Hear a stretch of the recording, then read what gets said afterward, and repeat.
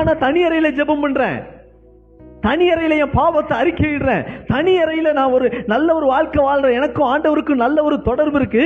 ஆனா வெளியே வந்த பிறகு என் கேரக்டர்ல எந்த மாற்றமும் இல்லை. உடனே எங்க அம்மா சொல்லுவாங்க, நீலாம் எதுக்கு பைபிள் வாசிச்சு, நீலாம் எதுக்கு ஜெபம் பண்ணி, இந்த வார்த்தையை சொல்லதான் செய்வாங்க. ஏன்னா அடுத்த வயசா நான் பூமிக்குரியவன் அல்ல, நான் மேன்மையானவன் அப்படின்னா என்னுடைய கேரக்டர் அது என்ன செஞ்சிருக்கணும், சேஞ்ச் ஆயிருக்கணும்.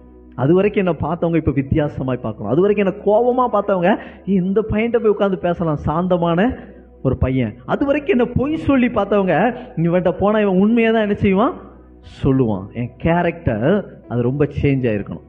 அது வரைக்கும் நம்ம யார்கிட்டையும் முகம் கொடுத்து பேசியிருக்க மாட்டோம், வீட்டில் ஒரு வேலை செஞ்சிருக்க மாட்டோம்.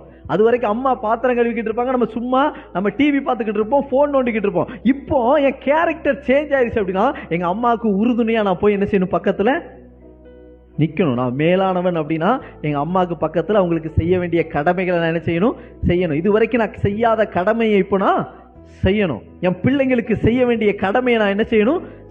நான் இதுவரைக்கும் ஊதாரித்தனமான ஒரு வாழ்க்கை வாழ்ந்துட்டேன். ஆனா இப்போ நான் இயேசு கிறிஸ்துவின் ரத்தத்தினால கழுவப்பட்டு நான் மேன்மையான ஒரு ராஜ்யத்திற்கு பங்குள்ளவன் ஆயிட்டேன் அப்படின்னா செகண்ட் என்னுடைய கேரக்டர்ல அது ஒரு சேஞ்சை கொண்டு வந்திருக்கணும்.